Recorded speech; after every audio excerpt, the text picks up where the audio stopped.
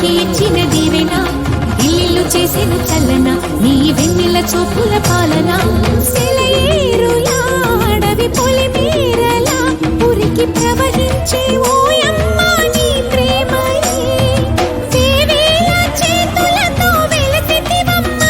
అమ్మ ముగురమ్మలకే నువ్వు మూల పుటమ్మ కొండల కోరల మధ్యలో కోటి సూర్యుల చంద్రుల వెలుగుతో